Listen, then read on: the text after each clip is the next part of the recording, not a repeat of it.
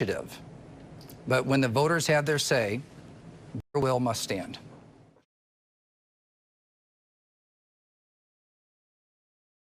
Hi, my name is Jim Powers with Michigan Parents for Compassion. You are watching Planet Green Trees. Planet Green Trees is the #1 podcast for marijuana and marijuana-related discussion in the state of Michigan. We've been at it for over a decade. There's no greater place to get your news, and there's no greater host. And we have attorney Michael Komorn, who you should absolutely call and contact for all of your legal needs. Planet Green Trees is the #1 marijuana show in the state of Michigan. Tune in to Planet Green Trees every Thursday at 8 p.m. Here's Michael Komorn with more Planet Green Trees.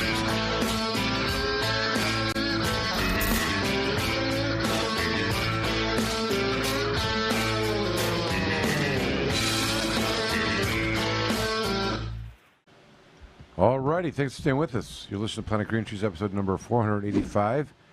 I'm your host, Michael Komorn. We appreciate you staying with us. We're going to move on to some new topics.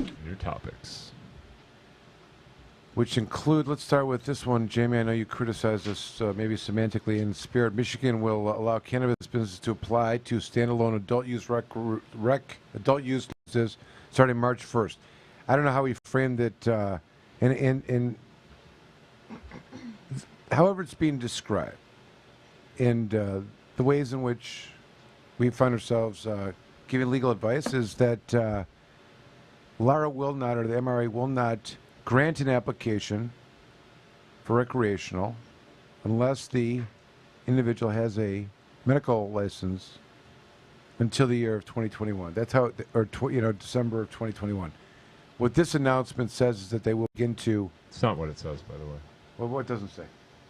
It says that they have to for the first year. Yes, you're saying. The law. It says for the first year. It says that the department may. There's a date. Minimum of 1 year, but then it could go up to 2 years, and that would be the end date. Right. But it's not. Also, I take issue with the term recreational. I think it should be called adult use, not recreational. Okay, guys. You're getting battered over here. You're getting I'm like a battered messenger tonight. describing this, and in all ways, I just. That is probably a better term. This is like. There's a better term for it. If I was reading from something that somebody listed that way, or maybe adding my own 2 cents, they would never know, but just to, as the messenger, it would be my fault for that.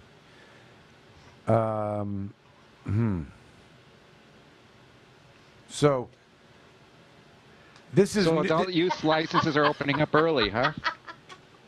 It's not early. So, I mean, for example... It's not early is the nitpicking argument that will be perpetuated as Jim couldn't resist throwing at your ankle, Alan. It doesn't... It's not early. It's not early, Alan. So a lot of people who have, just recently, as is the case for the company I'm with, the Botanical Company, is going to open up a place and get licenses, pass all inspections, and get the license. It's still required right now. A few months from now, it's not. And the big, price tag for that is going to go down so that we can get up and operating. And, that's doesn't seem to be too cool, but that's, that's how the law is. So a little frustrating in some cases and in ours even, but that's, that's just kind of how it is. And the state benefits ultimately is. Are you suggesting that, Jamie, are you disputing the idea that on this date,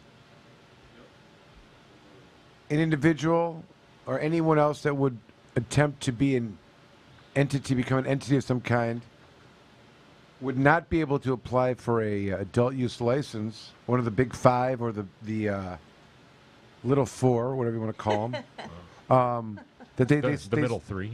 They still would not be able to apply for them on March the 1st? I mean, not apply, but be granted, because if they don't have a medical license first. Could I avoid the whole thing and just wait till the 21st? Well, yeah, that could happen, yeah, I guess. I mean, that's they have to, have all the other things that might be kind of difficult to have in place to be able to do that. Well, that's the point. Let's just talk about what's happening at the state level, and let's talk about the realistic impact across the state. So this law, Jamie, as you said, now for those that are in business that have gotten a medical license, and because they've got a medical license, they were eligible, and only because of their getting a medical license were they eligible to get a recreational license or adult use.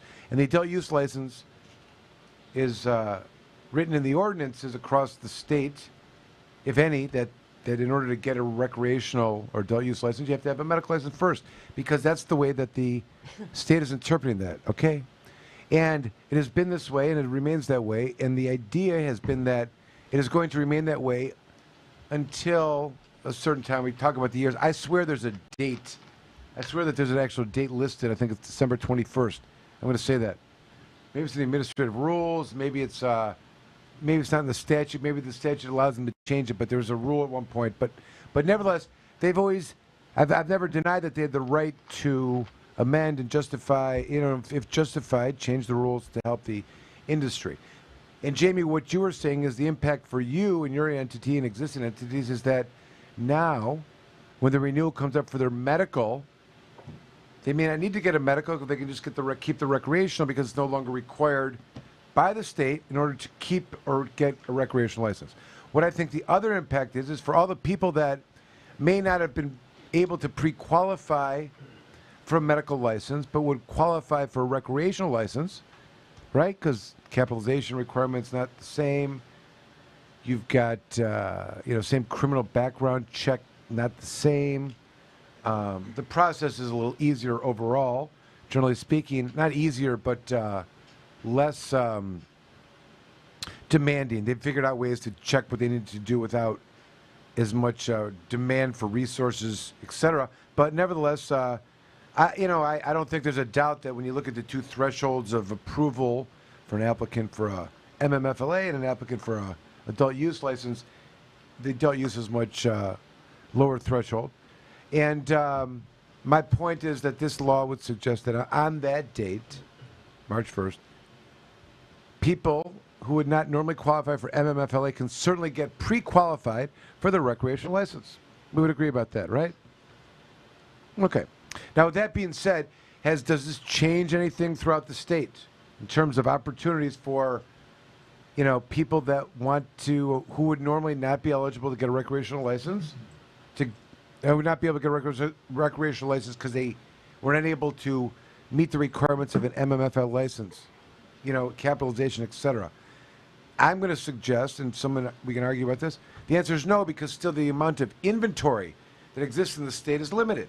There's enough people that have already been pre-qualified for medical that can't find a place, let alone that are in places that It's a huge problem. that have been not only opted in for medical but also opted in for recreational. And there's a lot of places that are still fighting for recreational licenses. Yep. So Centerline has 71 at one time had 71 available licenses. I'm not sure how many they've issued yet. It's quite a few. We have several dispensaries in, as well as several grows. It's great, and the city is benefiting. Yet the city has not approved recreational yet. So I think that is going to be the next hurdle for people to overcome, is making sure that the municipalities have A, ordinances, and B, inventory of real estate. I want you to understand that we've had to address this issue legally. For those, and the general issue would be that the city had opted in for medical and issued license for the MMFLA where a particular business owner had owned it, and then did a merit-based scoring system for their recreational license, to which the medical lottery winners did not get a recreational. Now, there's language within the statute that says that the MMFLA, that no ordinance can be written for the recreational adult use law that allows that would prevent a medical facility from operating at a recreational facility, or something to that effect, or vice versa. And these are the grounds by which seems to be overlooked. And if you're going to enact the MRTMA and opt in it cannot prevent the recreational activity from taking place at the medical. There you go, bam. Jamie, any thoughts or comments on that? Not really. Do you agree or disagree? Could you phrase the question for me so I could answer it correctly? Well, I'm arguing and soliciting from you to direct people that may be in this dilemma, because I'm of the opinion, agree or disagree is really the ultimate question, that there's specific language within the MRTMA that states that the local ordinance of the opt-in from the city cannot preclude recreational Oh, I know what you're talking about. Yeah, that is in there, right? Yep. licenses from operating at a medical. And there's also language I do agree with that. in the MMFLA that says you can't have such restrictive ordinances to which a reasonable business person would want to invest in the business. So you got these two things where the cities are actually. And when they deny somebody who's already there for medical the ability to participate in the MRTMA, that's what that was designed to Exactly. Prevent. Right. Maybe you'd be called as an expert. No, I agree with that. Maybe you'd be agree called with as an expert in our case on that. Now, I remember that somebody was trying to argue that it meant that you could compel the city to opt in. locality to opt in On recreational. On recreational. Okay. No, because it's in the recreational. I meant like if they didn't have anything yet, they're trying to stretch it out somehow to warp it into. I don't know about that. I mean, I like your interpretation, which Right. That was the point. Right. So. because, anyways, but I think it's a viable lawsuit. I think it's been. We will be enjoining a city soon from behaving badly. Next topic. Boom! Okay. We need a meme for the pause. Move along. Okay, what's our next topic? We could talk about some shrooms, or we can talk about some federal drug testing proposals. Shrooms, federal drug testing. Shrooms, federal drug testing. Shrooms. So, what do we know about shrooms? Well, Arbor likes them, and we know that they're now decriminalized. Then what does that mean? Of course, it means that if you're interacting with the city of Ann Arbor police officer, who happens to catch you... You got a fat stash of shrooms in your pocket. It's actually, they use the word decriminalize a lot, but it is actually a lowest level priority. Right. It's still illegal in the city of Ann Arbor. Enforcement. Which means that they're not going to... It's recommended. It's a ceremonial at best. No, it means And, you could be arrested for it. Well, in addition to it, the chief of police is on record saying he supports it and hasn't been arrested in looking after this activity and hasn't really found it to be an issue over the years. And the upcoming prosecutor has said that as far as he's concerned, that goes for the whole county. So that's a situation there, and that makes all the difference in the world if nobody's attacking it. Except on the U of M campus, I'd say they probably have a very that's different a different opinion. story. That's a different story. But they still, if a felonious behavior would be prosecuted within the Washington County, they don't have their own special, college prosecuting jurisdiction. But I'll tell you something. Let me get this straight. If you're going to have any real meaning to a law that lowest level, decrim, whatever it is, it only becomes that if it becomes the policy to adopt by the county prosecutor. Yep. They're the one that commands that. And if it is known by the law enforcement community that if they engage in that activity and submit warrants that are not going to be issued. You come get me when the U of M police go to the Washtenaw County prosecutor and want to issue charges, and he turns them away. I would love to be wrong, but I don't see that happening. I think you are dead right, Jim. Dead right. You will get arrested. You will be charged with a felony, and you will have to deal with that case. I think it's ceremonial. Well, we guys just see what happens when that actually happens. So we'll check it out. Oftentimes we're disappointed when we think that we got the right people in place. There's It seems genuine to me after talking to Ellie, I should say, a few times now, interviewing a couple of times with the Cannabis Caucus and on Jazz Cabbage. I tend to believe it, but then again, we'll see what actually happens. That's the correct. You're listening to Planet Green. You're listening to Planet Green Cheese episode number 485. We're calling it Steady as She Goes. We've got Jamie Lowell, Alan Peisner, Amanda Joslin, Jim Powers, Steve Miller of the Steve Miller Fly Like an Eagle. I want to just creativity.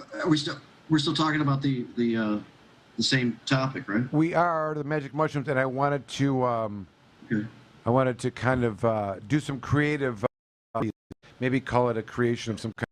Jamie, it doesn't take creativity to know and understand how powerful mushrooms are. Like, the fungus itself, it's been argued that they maybe even originated on another planet. They can survive in space, maybe. That they've attached to meteors from other planets, landed here. And it's one of the ways that, communication takes place. You've heard all the theories, right, in the expansion of the consciousness that may come with the psilocybin magical plant, right? And contribute to, if I didn't really cover that or you object to something that I said. Okay. So it's got a lot of healing properties besides like therapeutic type of approach. Has other benefits as well. But yeah. But there's also, you remember we've heard other experts. You've watched some of the same. I saw it on YouTube, so it must be true stations about this, Jamie.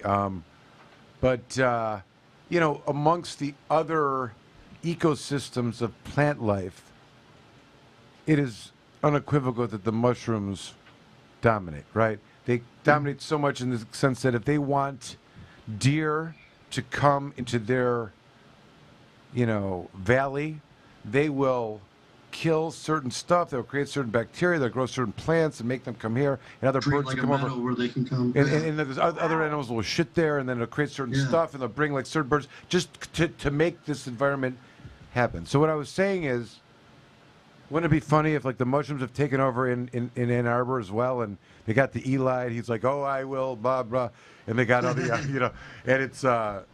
It could be taken over by worse things. I know, that's what I'm saying, though.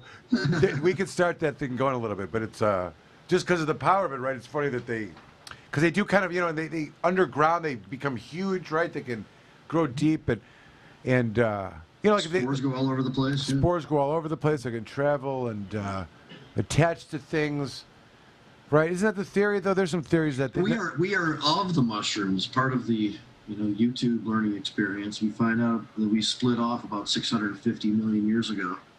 At one point, that was us. Is that that's the origin then? Is that right? I mean, it goes before that, obviously, before it gets to the point where it's the mushroom. You're saying fungus, the mushroom, the break off, the evolution process. You're saying, right? What about the stoned ape theory? Stoned ape, which is that it's an interesting discussion. I don't think there's anything conclusive about it, but it is a really interesting discussion. They definitely were eating those things. So, Alan, have you heard this? We know like the different consciousness it creates. So, you're talking about my relatives again? Well, this is the story, okay? The argument is that in the evolutionary process, there was a huge leap in the size of the brain and the cognitive abilities of what were apes to, Cro-Magnon to humanoids or whatever you want to call them. And the theory was that after the, I don't know, what is the time frame here? It's not after the, Ice Age. It's a long time before this, right?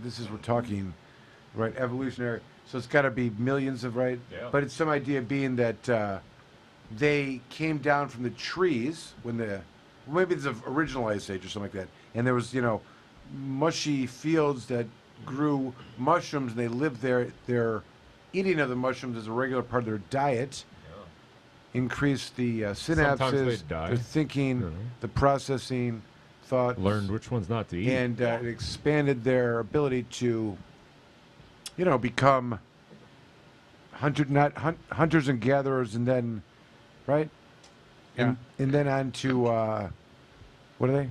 What's the next one? When they jumped out of the tree, so they also got access to the fields of cannabis, so they could get the food benefit from the cannabis, and I think it was a combination of the benefit of the mushrooms and the cannabis that caused that increase in brain mass to lead from the primitive man that are our predecessors to the current advanced human state that we have today that can't decide whether we want to have a democracy or kidnap our governor.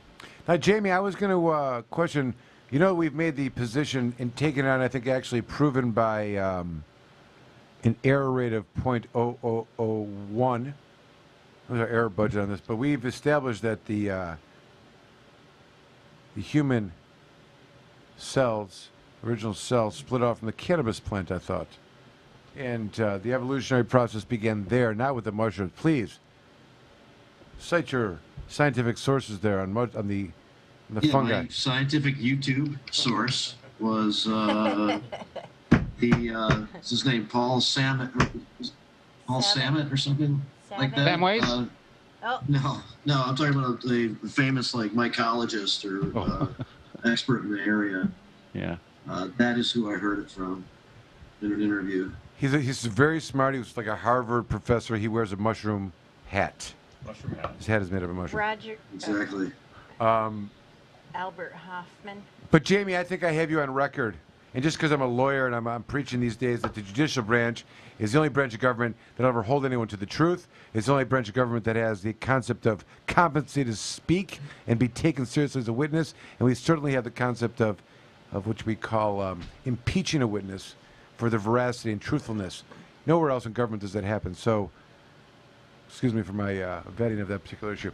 All right, we're going to take a break, I understand. Is it time to do that? Well, can I, if we're going to stop this discussion, I just want to say one more thing about it, or a couple more things about it, if I could.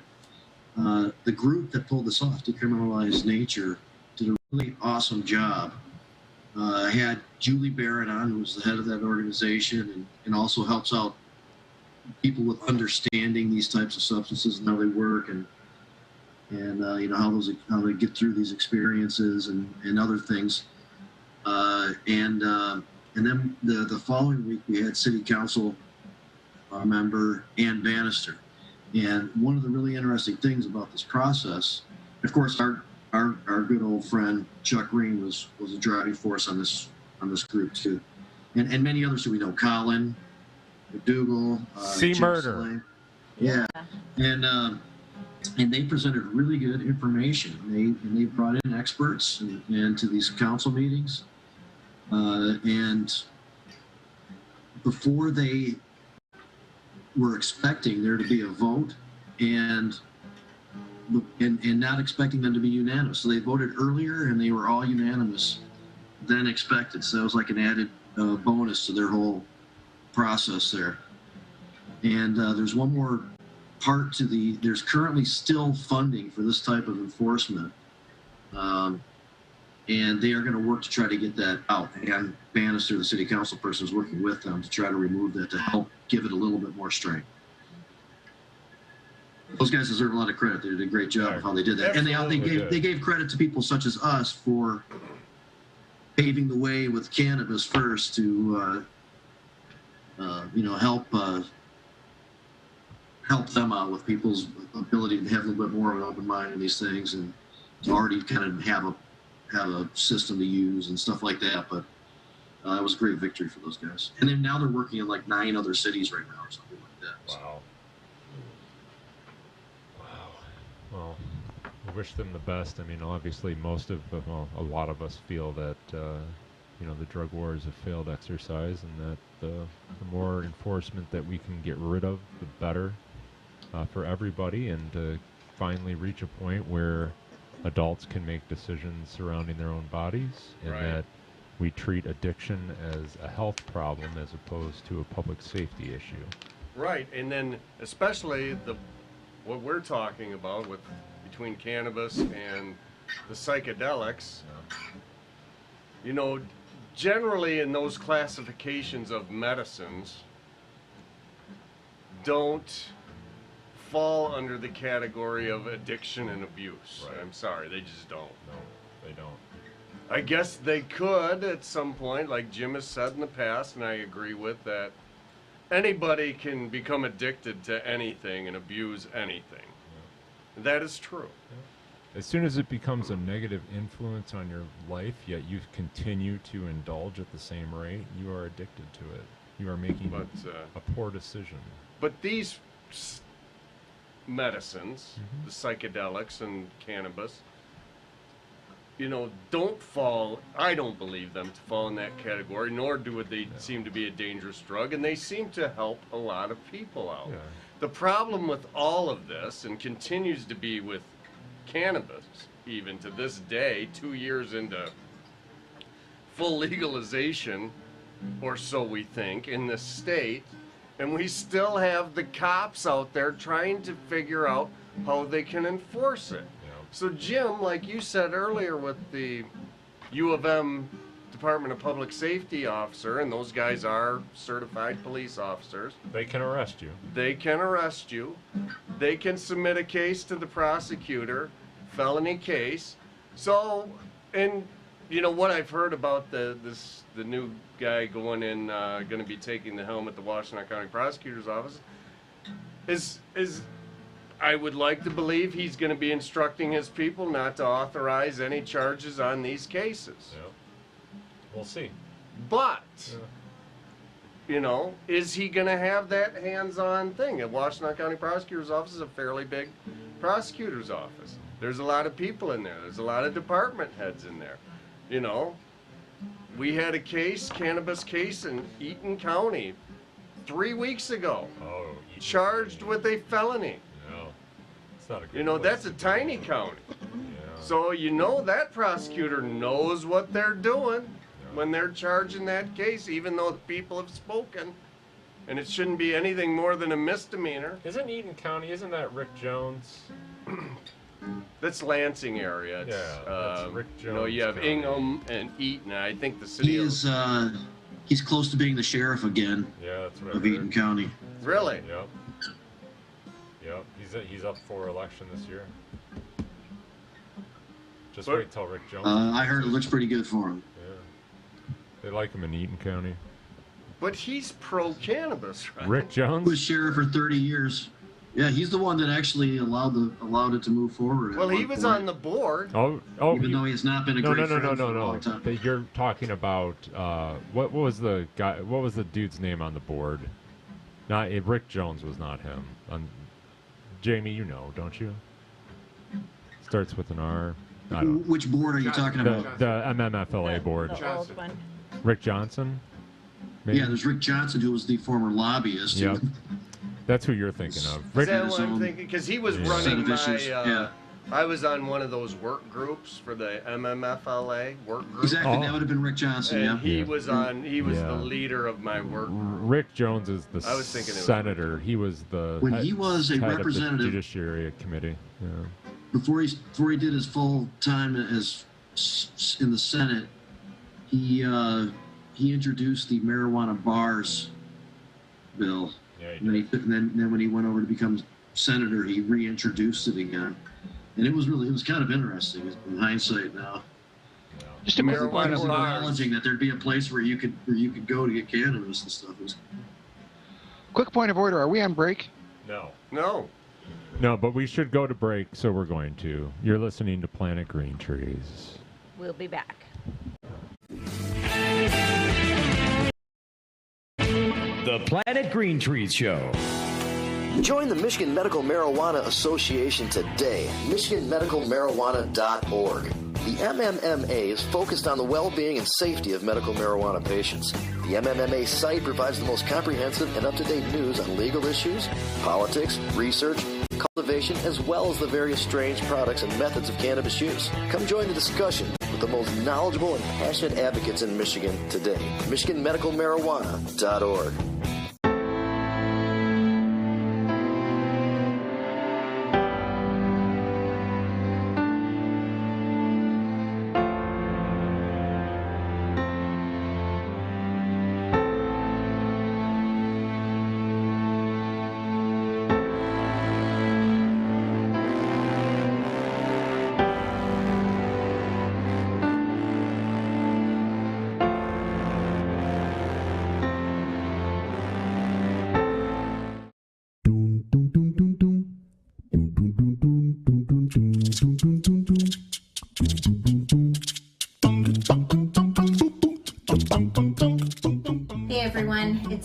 Joslin from the Planet Green Trees, and I'm here with the Amanda Report. We're going to be discussing a little bit about edibles and dosage. If you're a new patient, it's always nice to get an understanding of how much to take, because they taste delicious, and sometimes it's very difficult to tell how much medicine you're getting, because it doesn't taste like medicine. It tastes like candy or brownies or lozenges, lollipops. We see all kinds of different sour gummy bears and things like that.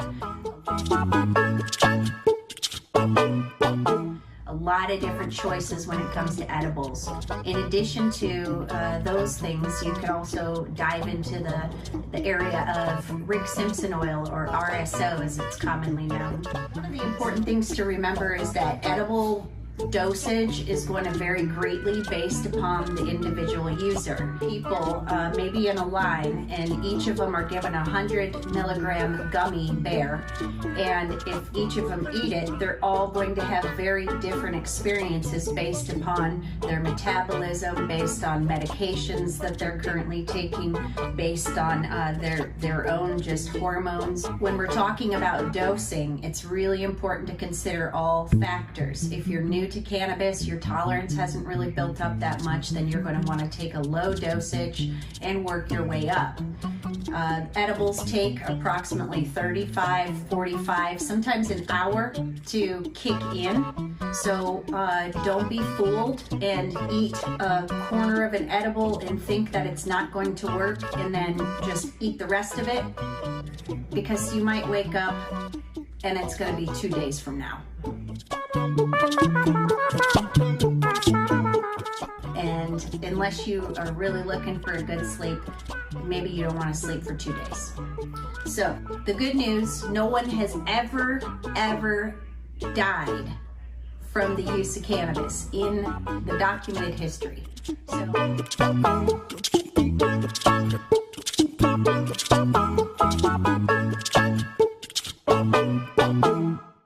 Edible is a great option to go with, and there are all different types. A basic dosage starts out at maybe 15 milligrams, and to treat chronic conditions, we go up to 100 milligrams and over. The effectiveness of this will be 4 to 6 hours, as opposed to when you're consuming and smoking it, and in that way it's about an hour and a half to 2 hours before you redose. And thank you guys for watching the Amanda Report. I'm going to go ahead and sign out now. It's sponsored by Komorn Law, and you can see us on Planet Green Trees. Thank you guys, and back to you.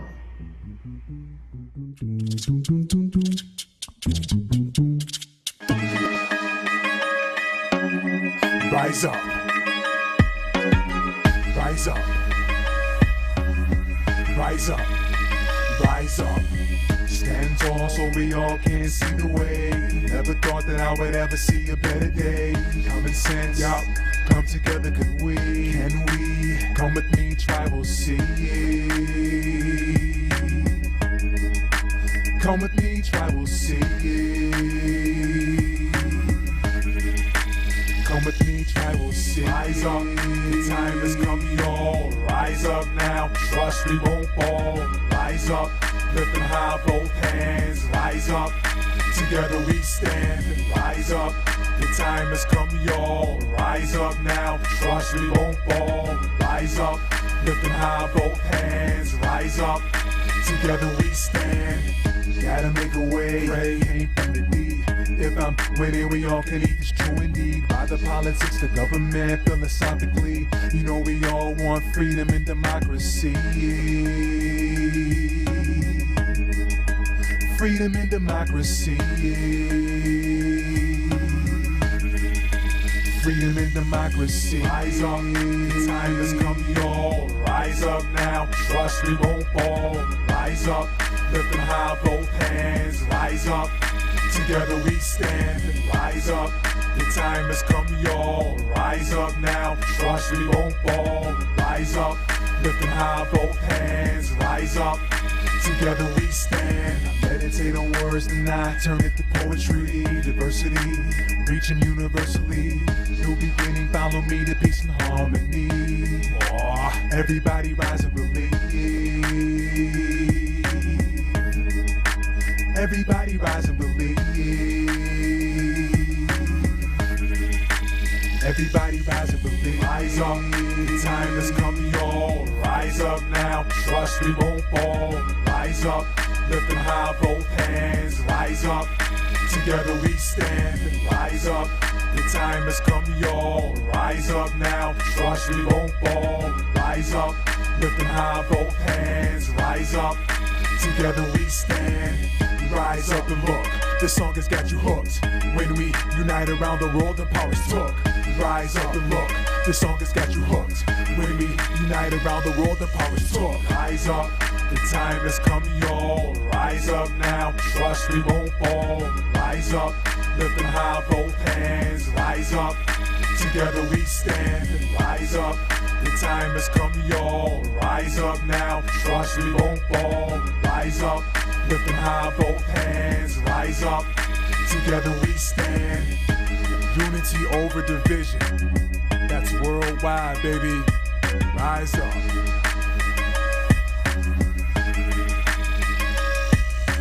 Rise up, the time has come, y'all. Rise up now, trust we won't fall. Rise up, lifting high both hands. Rise up, together we stand.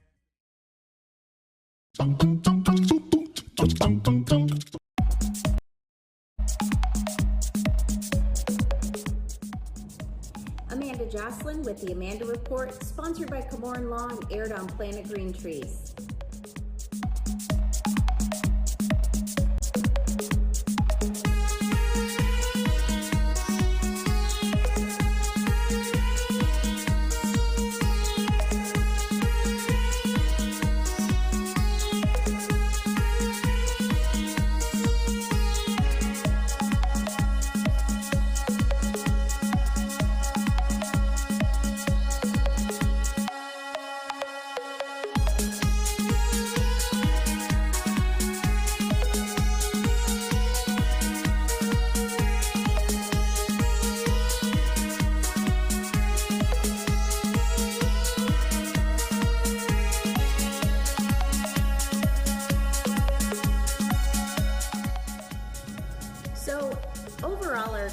With Sticky was amazing. The customer service was there, the affordability, the product selection, the location of the place, and overall location feel. So the Amanda Report will give Sticky Ipsy a 9.7.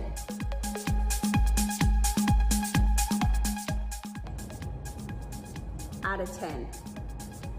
So again, if you're in the area in Ypsilanti, stop by and check them out. You won't be sorry.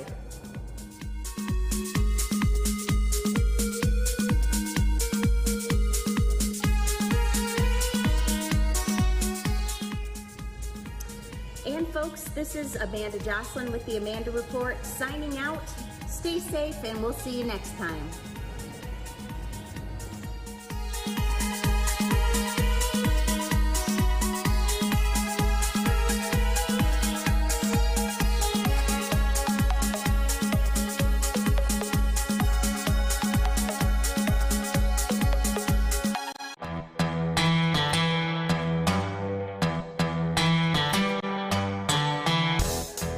Important and historical farm crop in American agriculture is returned after having been classified as a controlled substance and illegal.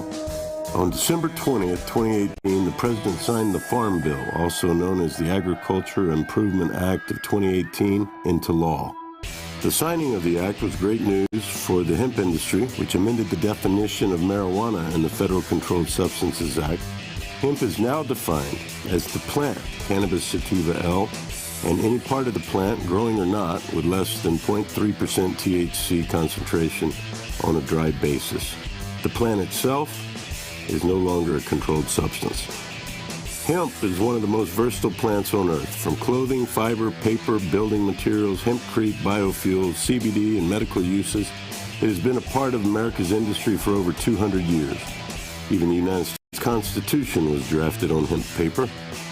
The time is now. If you're thinking of getting in the farming or processing of hemp, contact our global experts, legal, and consultation teams to make sure that you're on the right road when you venture into the new hemp industrial revolution.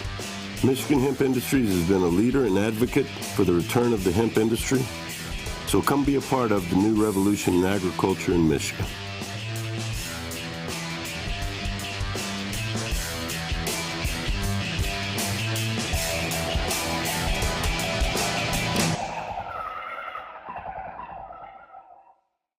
This is Amanda Joslin with Elevation Station, and you're watching Planet Green Trees TV.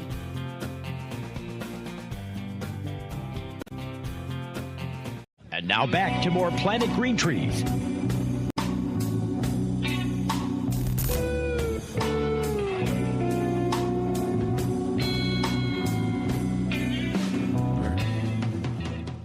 All right. Pelosi introducing a bill to We're create back. conditions We're back, for and presidential capacity. listen to Planet Green Trees 485. Yeah. What did everybody think of the debate? Oh. It was a lot more boring than the presidential debate. That's for sure. It was. Yeah, it was not as But, eventful. Pence is good. Pence is a seasoned political guy. Yeah, he did pretty well. I thought he did well. Kamala Harris held her own too, I thought. Yeah, I mean, she's an attorney, was an attorney general. I would expect a person with that much attorney experience to be able to debate. Yeah. But it's probably not always necessarily the case, is it, Michael? Yeah. Attorney alone, yes or no? You think that's the case, but it's really there's a distinction for public speaking and public. Yes, I mean that's more the litigation, because you got a lot of behind-the-scenes attorneys that probably never see a courtroom, or don't have to do a presentation or anything. They are behind the scenes, analyzing documents and words and shit. But somebody with her pedigree, lawyerly pedigree, I would expect she should be able to hold her own in a debate of any kind. I would think. But I think she says a lot of stupid things. Yeah, we got one of the things she said right on the screen. What is it? Which one is that? Those who would like to see more police officers on the street, mine would shoot up. If we take a show of hands of those who would like to see more police officers on the street, mine would shoot up. That was Kamala Harris in 2009. And Yeah. just here in 2020, it is What does status it say quo again? thinking to believe that putting more police on the streets creates more safety. That's wrong. It's just wrong. What'd you say in 2009?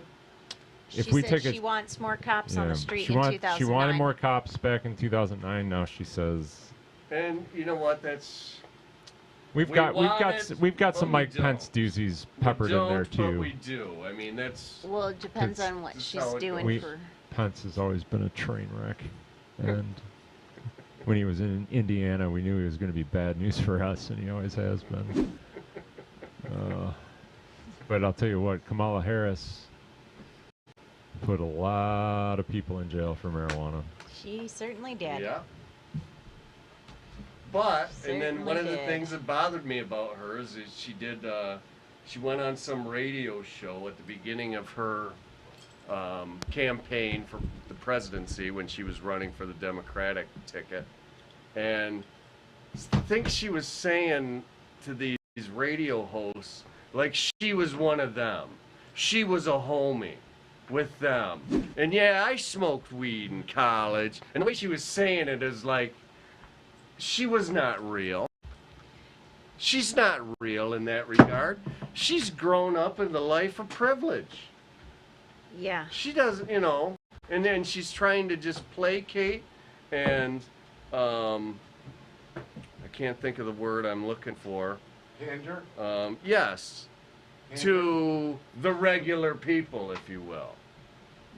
The DJs at a local radio station. Yeah, I smoke weed.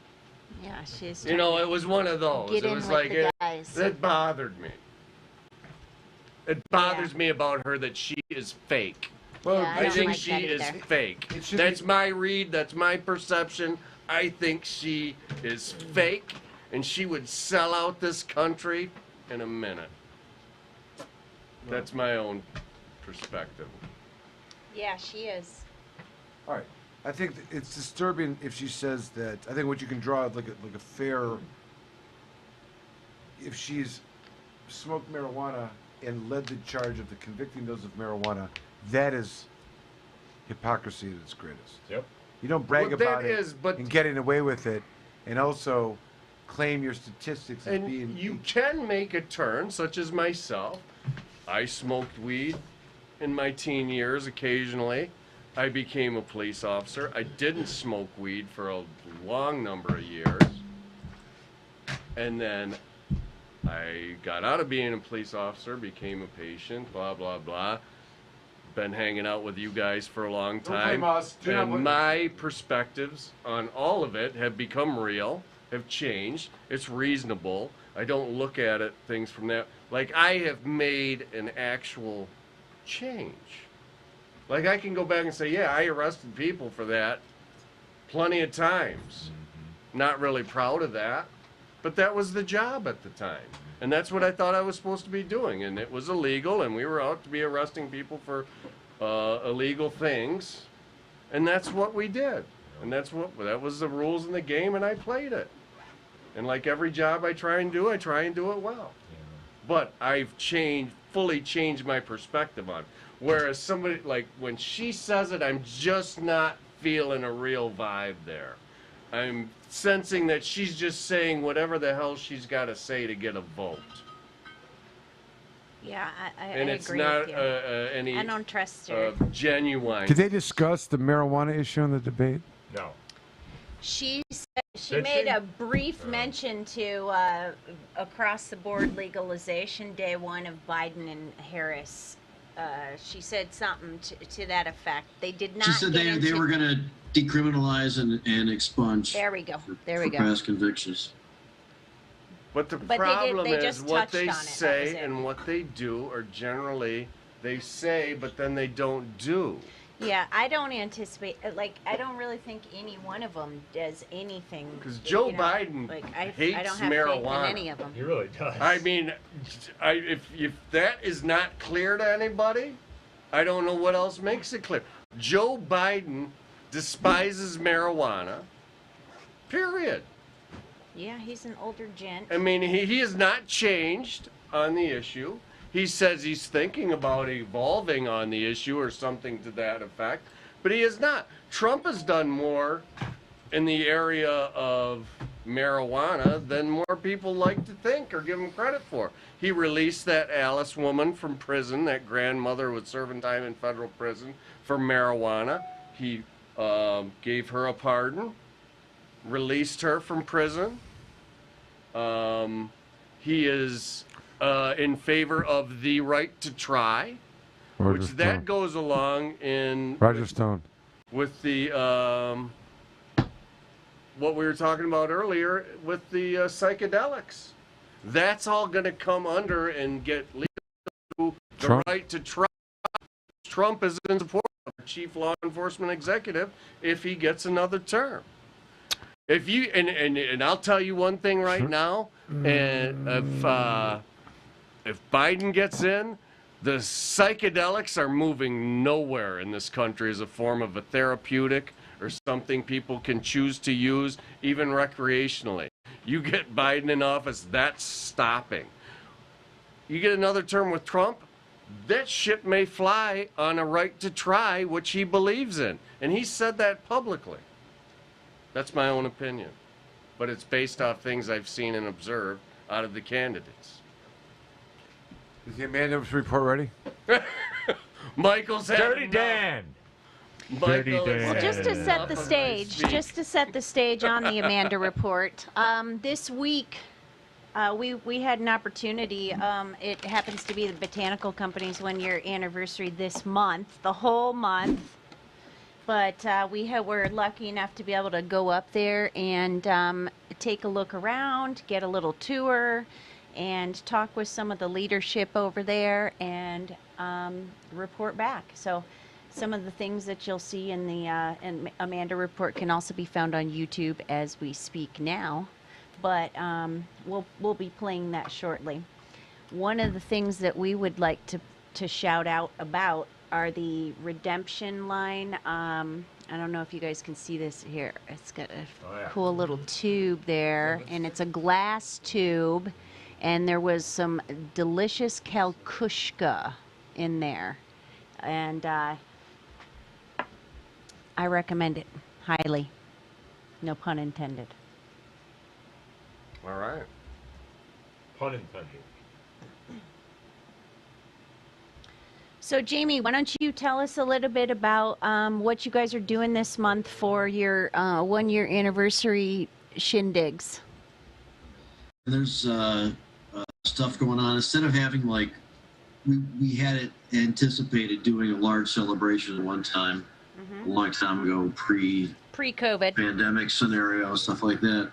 And so we're trying to do things throughout the month. And there'll be some vendors there. There'll be deals and discounts that are better than typical, and that can be used in conjunction with each other. That's not normal, and just really good access to great pricing for our clients, particularly those who are in our loyalty program, which is really aggressive. Yeah. And we're going to have some notables up there. Talking to Darren McCarty again, he's been really gracious with, very cool. Being involved in these things, and then we have a few other things planned, some music and stuff like that. But it's all spread out throughout the month. Okay. Well, I think we're ready to roll tape on this action and give the viewers a little taste of what they're about to see when they go up to Taos. Roll tape, boys. Hey folks, this is Amanda Joslin with the Amanda Report, sponsored by Komorn Law, aired on Planet Green Trees TV. We're here in East Taos, and man is it beautiful weather, but a little windy, and we're about to do a review. Yeah, that was a fact.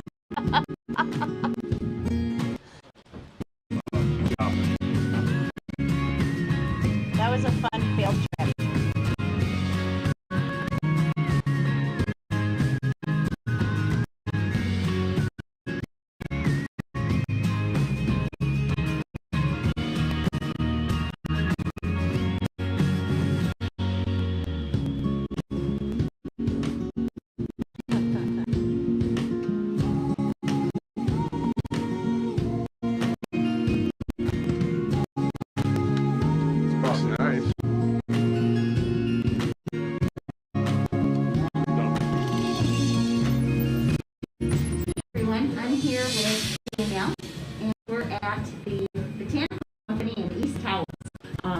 Northeast Michigan. We have been warmly welcomed by this community, so we're so excited to be here. And obviously, you can always find us on Weed Maps and Leafly with any location information. Very nice. Okay.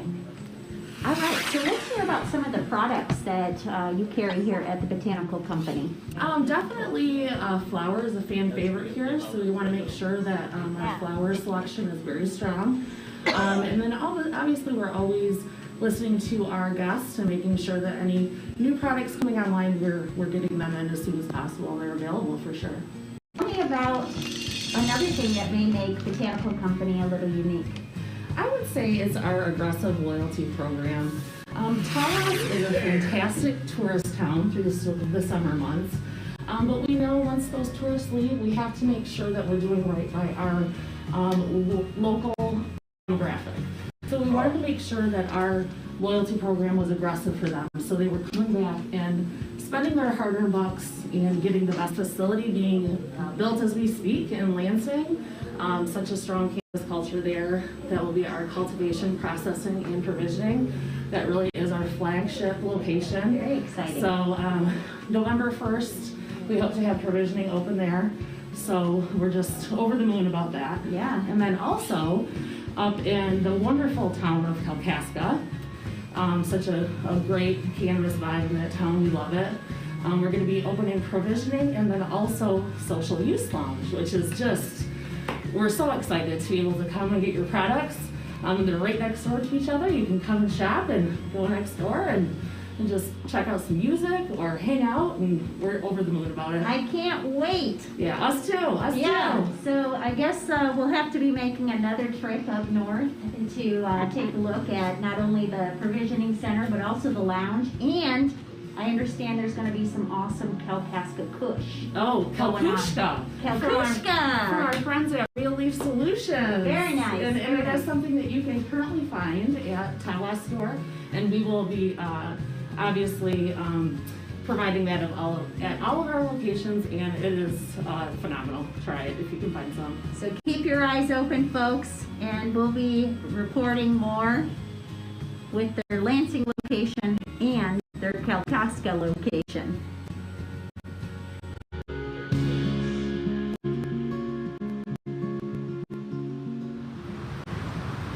This is Amanda with the Amanda Run Law and aired on Planet Green Trees. Thank you for watching, and we'll see you next time.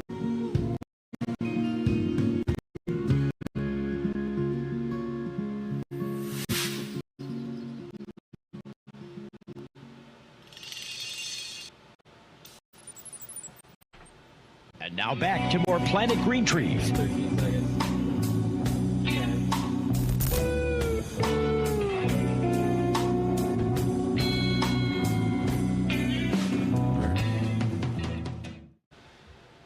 We're back. Michael has abandoned ship. Yeah, and then you know what? It's 10:03. And it's 10. That means we can end on time, kind of, tonight. What a wonderful now that Michael evening. is taken off. So, thank you everybody for tuning in. Have a great night. We'll see you next week. All righty. See ya.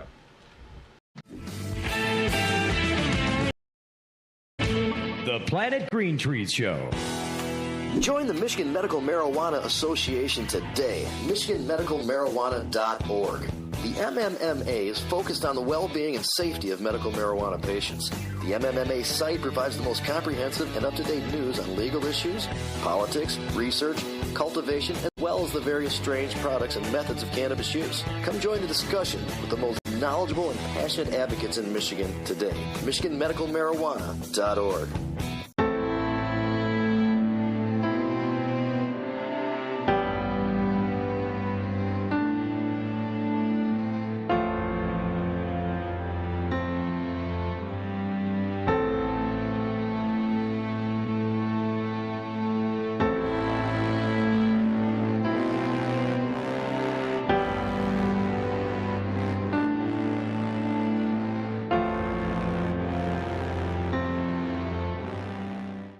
Before you plead, call me, Attorney Michael Komorn.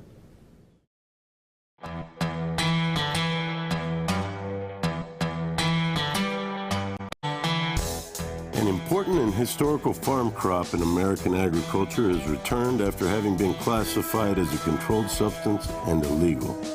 On December 20th, 2018, the President signed the Farm Bill, also known as the Agriculture Improvement Act of 2018, into law.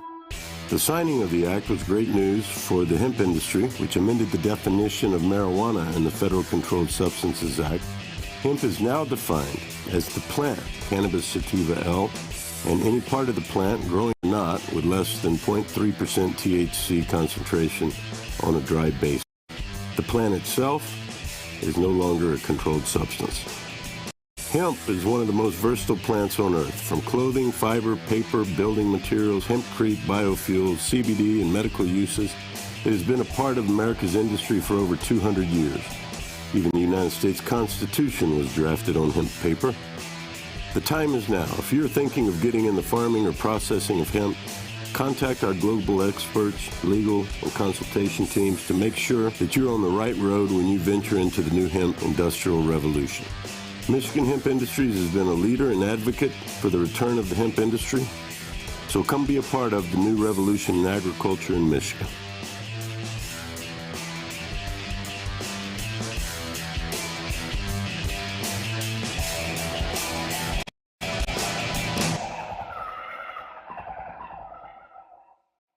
It's time for Planet Green. We have launched. We've completely launched. We've started the show, and it is Planet Green Trees. We're about to embark 2 hours of medical marijuana and marijuana reform in Michigan, and nationally and internationally, and even in Spaceland. There's an argument that we evolved from the cannabis plant. Let's just be honest, okay? Ow, what's going on, everybody? How y'all doing? 420th episode. If you're a connoisseur, you're going to want the good stuff. And if you want the good stuff, you're going to go for the mom and pop stuff because that's the good stuff. It's just a real pleasure to come here and congratulate you on your 420th show, and thank you for having me on a few times over the 420.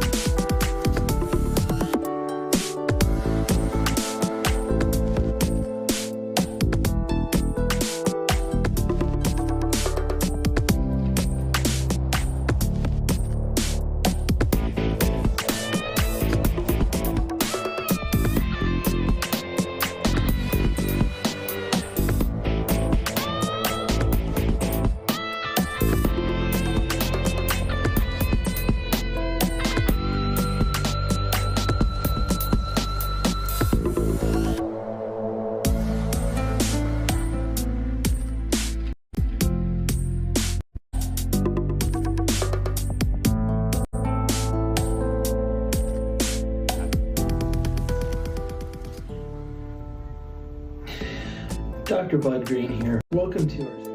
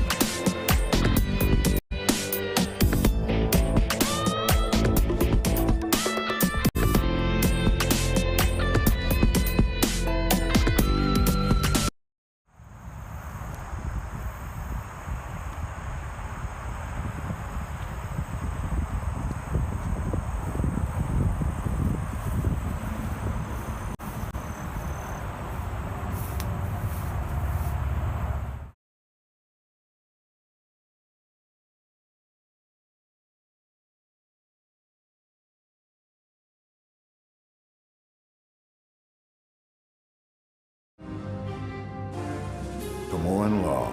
Michael Komorn is one of the top attorneys in Michigan that has experience and dedication in criminal defense law.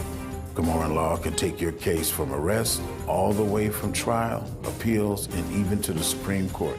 The team at Komorn Law has the compassion and the experience you can look to for help in your time of need.